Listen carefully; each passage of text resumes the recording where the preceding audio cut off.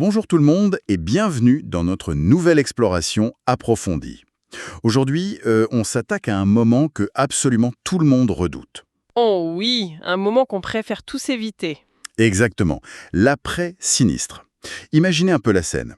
La tempête vient tout juste de se calmer dehors. Le toit de la maison a cédé, l'eau s'infiltre partout dans le salon et les meubles sont complètement trempés. Un vrai cauchemar en direct. Ouais, le chaos total. Et au milieu de tout ça, on a souvent cette petite voix intérieure qui tente de nous rassurer en disant « Bon, au moins il y a l'assurance ». La fameuse phrase magique, tout va bien se passer. C'est ça. On se dit que tout va s'arranger, on nettoie, on jette ce qui est irrécupérable, et on fait sa déclaration quelques jours plus tard. Sauf que, quelques semaines après, la lettre de la compagnie arrive. Et là, c'est la douche froide. Très souvent, c'est à cause d'une erreur procédurale ou d'un délai non respecté dans les heures critiques. C'est un scénario tragiquement banal, en fait. C'est fou quand même, on paye des années pour être tranquille et au final, on se fait avoir sur un détail. C'est parce qu'au moment où le niveau de stress est à son maximum, la loi exige paradoxalement une lucidité administrative totale. Le monde de l'assurance, c'est pas basé sur l'empathie, c'est basé sur des contrats. Et c'est exactement le cœur de notre analyse d'aujourd'hui.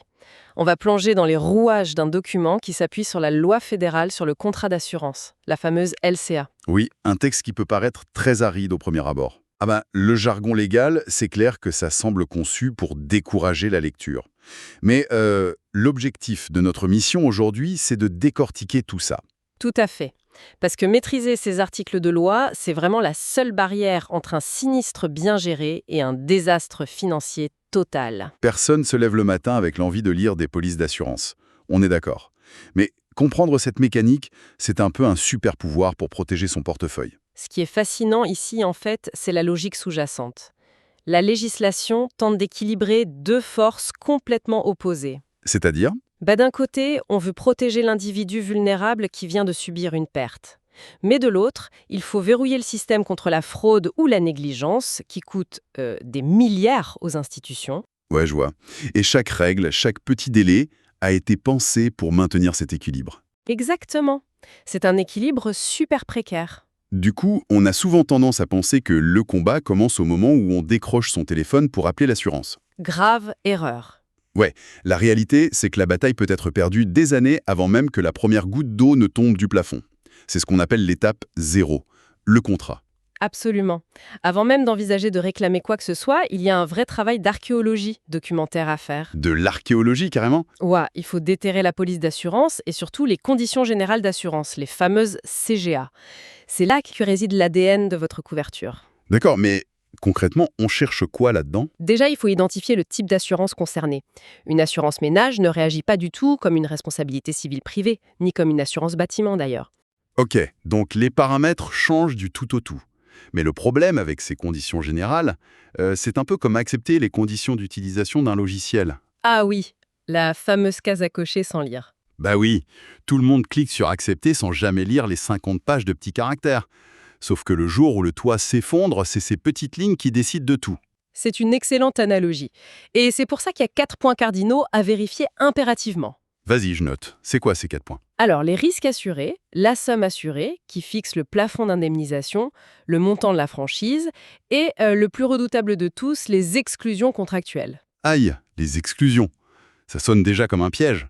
Tu peux nous préciser l'impact de ces fameuses exclusions? Bien sûr, les exclusions, c'est effectivement le terrain miné par excellence. Ce sont les situations ultra spécifiques où l'assureur a écrit noir sur blanc qu'il n'interviendrait pas. Genre, ils se dédouanent totalement. T'as un exemple concret ou pas? Prenons un grand classique, le dégât d'eau. Un sous-sol est inondé. Si c'est une conduite intérieure qui a rompu, là c'est souvent couvert. Ouf, tant mieux. Mais attends, si l'inondation provient d'une remontée de la nappe phréatique ou d'un refoulement des égouts après de fortes pluies, Ah, la nuance qui tue. voilà, ça peut tomber sous le coup d'une exclusion pour événement naturel, ou même pour défaut d'entretien, selon ce qui est écrit dans le contrat. Donc si on n'a pas lu cette clause, on pourrait très bien engager des experts, lancer des procédures, payer des frais d'avocat. Pour réaliser un an plus tard que le contrat initial bloquait la situation dès le premier jour, oui. C'est fou. C'est hyper violent comme réveil. C'est pour ça que comprendre les exclusions, ça évite d'avoir des attentes irréalistes et de mener des batailles juridiques perdues d'avance. Et c'est la même chose pour la franchise, en fait. Ah oui, la franchise. Le fameux reste à charge. Exactement. C'est une somme fixe qui reste toujours à la charge de l'assuré. Si le nettoyage de ton sous-sol coûte 400 francs et que ta franchise est de 500 francs, faire une déclaration, ça sert strictement à rien. C'est même contre-productif, non? Ah pire que ça. Ça enregistre un sinistre dans l'historique de la personne, ce qui peut faire augmenter ses primes futures pour 0 francs de remboursement. L'horreur. Bon. Admettons qu'on a fait cette vérification, on est des bons élèves, le sinistre fait bien partie des risques assurés, la franchise est dépassée. Très bien. Étape validée. Une fois que c'est fait, la réalité frappe. Et là, la loi ne permet pas de rester prostré dans son canapé en attendant que ça passe. Il y a un chronomètre invisible qui se déclenche. Tout à fait. C'est l'article 38 de la LCA qui entre en scène. L'obligation d'annoncer le sinistre. La fameuse course contre la montre. Qu'est-ce que dit ce texte exactement? L'article 38 impose de signaler l'événement, je cite le texte, sans retard dès que l'événement est connu. Bon, décortiquons un peu tout ça, parce que honnêtement, c'est précisément ce genre de vocabulaire qui rend le droit exaspérant. Je m'en doute.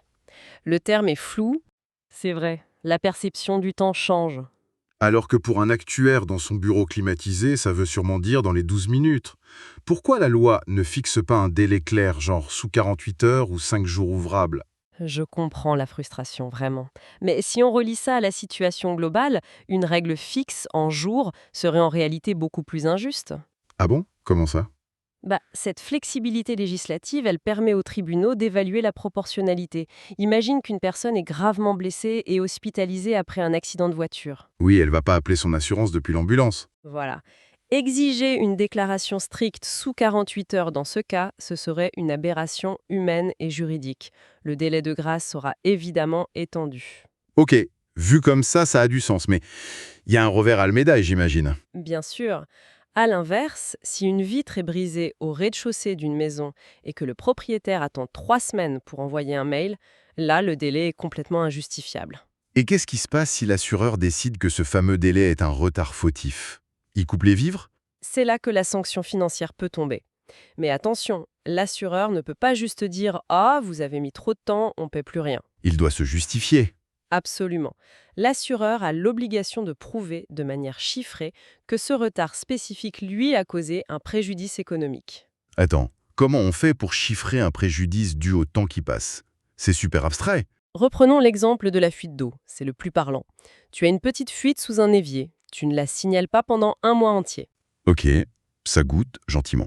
Sauf que pendant ce mois, l'eau s'infiltre dans les dalles, la moisissure attaque les murs porteurs et tout le parquet pourrit. Ah ouais, le petit dégât devient un chantier énorme. Voilà.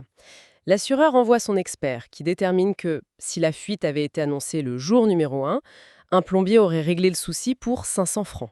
D'accord. Mais à cause de ton mois d'attente, il faut refaire la moitié de la pièce. Coût des travaux, 15 000 francs. Ouf. Et donc l'assureur dit quoi? Elle calcule la différence. 15 000 francs moins 500 francs. Le préjudice subi par l'assurance à cause de ton retard est de 14 500 francs. Et l'assureur va tout simplement réduire l'indemnisation de ce montant précis. Ah, donc il te paye que les 500 francs initiaux en fait. En gros, oui, le but de la loi n'est pas de punir pour le plaisir de punir, mais de protéger l'assureur contre la dégradation des preuves et l'aggravation causée par la négligence humaine. C'est implacable. Et d'ailleurs, il y a des règles encore plus strictes selon les situations, non? Je pense notamment à la responsabilité civile, la fameuse RC. Ah oui, la RC, c'est un terrain très particulier. La règle d'or, c'est que toute prétention d'un tiers doit être transmise immédiatement. Et surtout, on m'a toujours dit, il ne faut jamais, au grand jamais, reconnaître sa responsabilité ni faire un accord financier soi-même. C'est la consigne absolue, oui. Mais c'est complètement contre-intuitif sur le plan humain. Imagine, je renverse ma tasse de café sur l'ordinateur portable hors de prix de mon collègue. Le premier réflexe naturel, c'est de dire « Je suis tellement désolé, c'est ma faute, je te rembourse, tout de suite ». Sur le plan social, c'est un excellent réflexe, ça fait de vous quelqu'un de bien. Mais sur le plan juridique, c'est un pur sabotage. Un sabotage? Carrément. Oui, parce qu'en admettant formellement ta faute et en promettant de rembourser, tu t'immisces directement dans le travail de l'assureur et tu détruis toute sa stratégie de défense. Attends, une stratégie de défense? L'assurance n'est pas juste là pour sortir le chéquier et payer la facture. Non, pas du tout. L'assurance RC, c'est aussi une forme de protection juridique passive. C'est à l'assureur et à lui seul de déterminer si ta responsabilité légale est réellement engagée ou non. Mais j'ai renversé le café. Oui, mais peut-être que cet ordinateur portable, il avait été posé en équilibre super précaire sur le tout bord de la table par ton collègue, ce qui constituerait une négligence de sa part à lui. Ah, je vois. Il y a une part de tort partagé potentiellement. Exactement. Si tu admets immédiatement toute la faute, l'assureur perd totalement son levier pour négocier un partage des torts. C'est pour ça que le contrat interdit formellement ces accords à l'amiable. L'assureur peut très bien refuser de payer si tu as reconnu ta dette sans son autorisation. Waouh. C'est fascinant et terrifiant à la fois. Un peu comme la règle concernant les vols d'ailleurs. Tout à fait. Pour les vols, l'annonce à la police n'est pas une option. C'est obligatoire. Sans rapport de police, le vol n'existe pas pour la compagnie d'assurance, c'est bien ça. C'est ça. L'assureur n'a pas d'autorité pour mener une investigation pénale. Le rapport de police, c'est un filtre indispensable pour éliminer les déclarations frauduleuses de gens qui ont juste perdu un objet. Bon, alors, l'horloge tourne, les autorités sont prévenues, l'assurance aussi. Mais pendant que toute cette grosse machine administrative se met en route, la réalité physique, elle, est toujours là. La flaque d'eau s'agrandit, le trou dans le toit est toujours béant. Exactement. Et c'est là qu'on découvre une autre obligation légale, souvent ignorée des gens.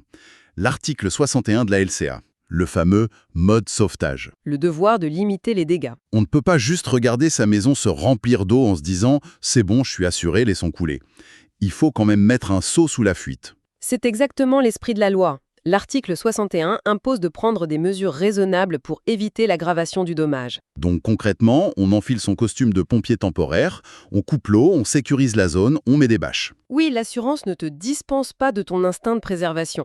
Mais attention, le terme clé ici, encore une fois, c'est raisonnable. Ouais, on va pas escalader le toit en pleine tempête. Surtout pas. La loi n'exige pas de comportement héroïque ou suicidaire. Il ne faut pas monter sur des tuiles glissantes à 3 heures du matin.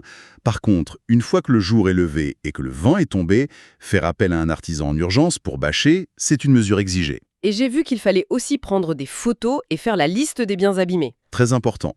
Et surtout, il y a une obligation stricte de conservation. Il ne faut absolument rien jeter des objets endommagés avant le passage de l'expert. Même si c'est couvert de boue? Même couvert de boue, à moins que ça ne pose un vrai risque sanitaire immédiat.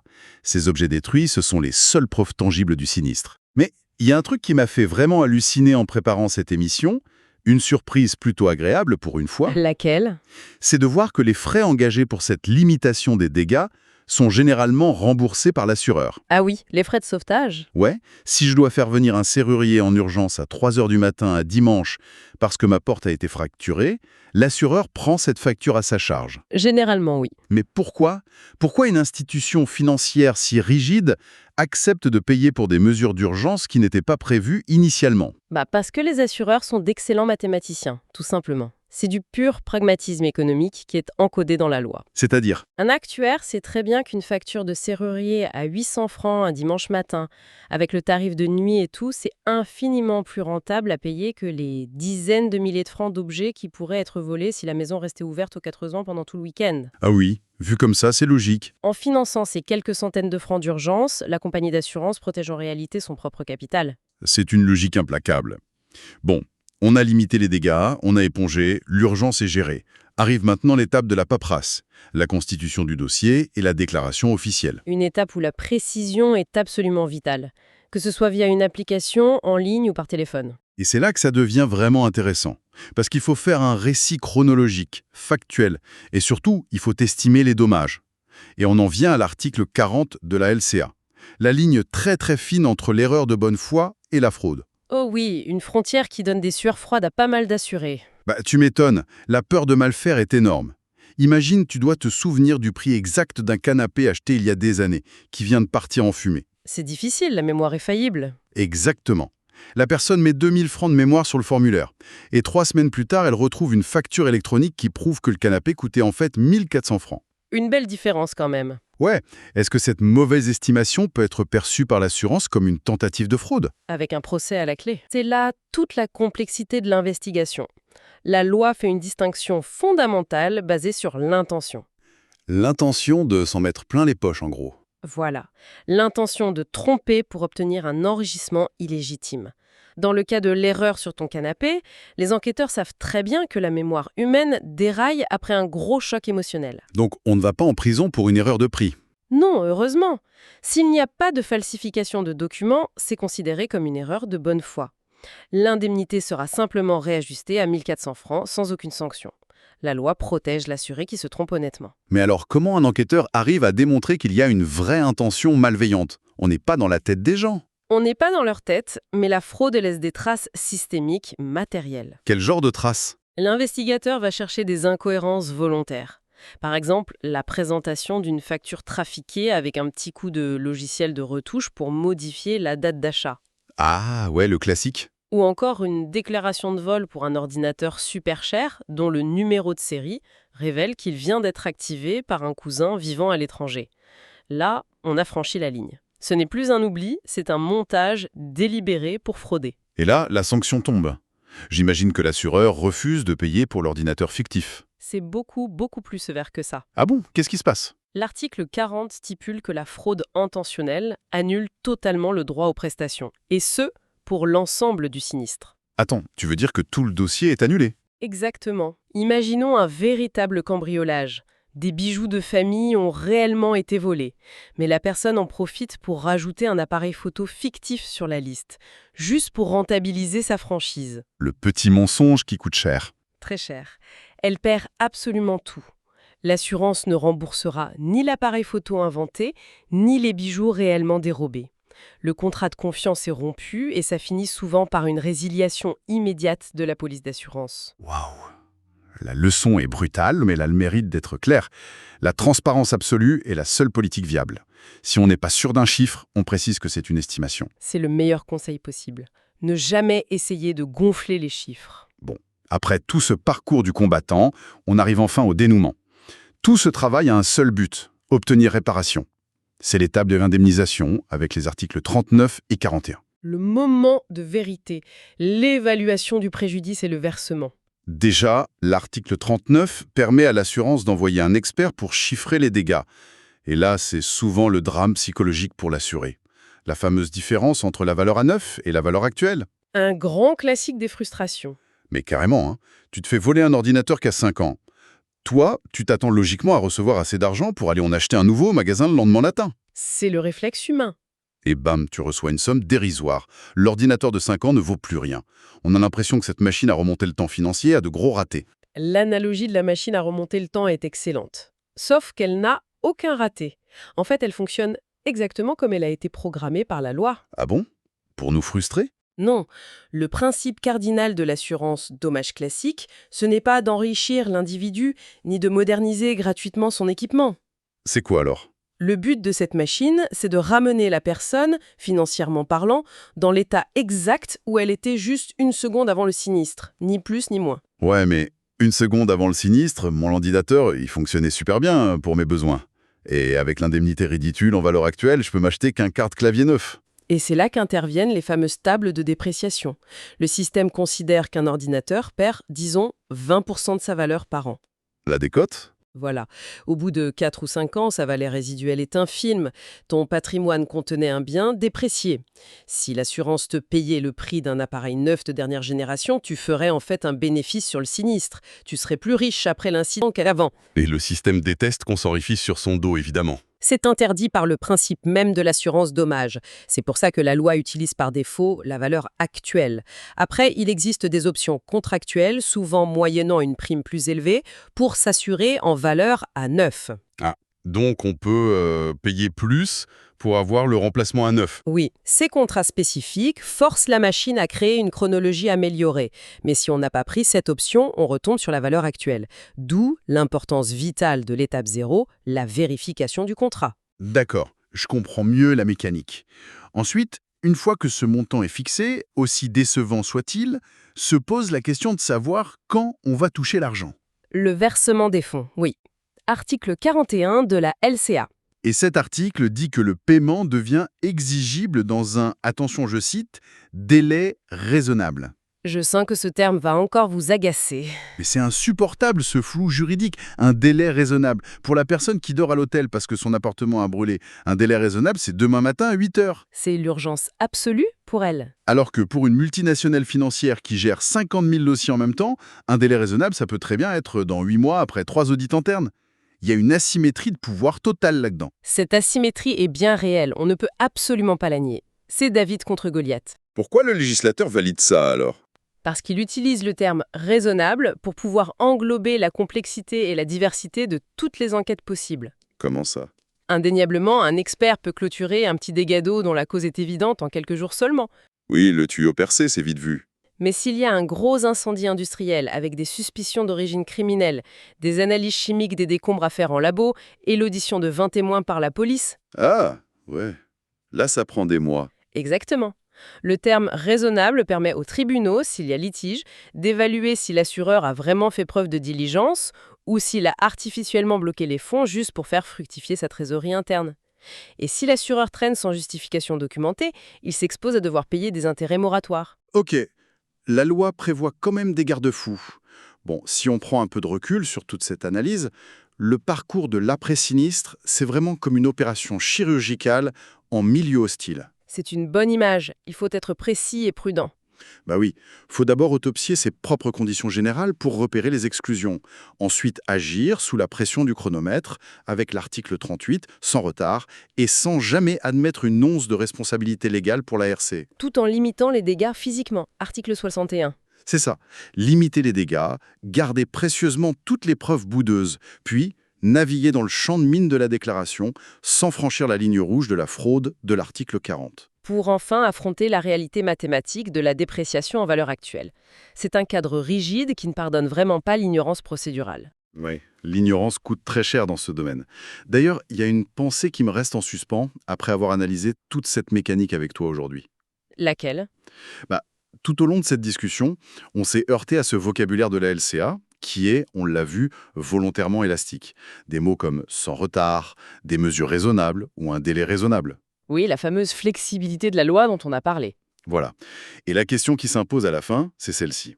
Dans une situation de crise aiguë, quand un individu est épuisé, qu'il est émotionnellement tabou et financièrement vulnérable, il se retrouve face à une institution tentaculaire qui possède tout le temps du monde, des ressources infinies et une armée d'experts juridiques.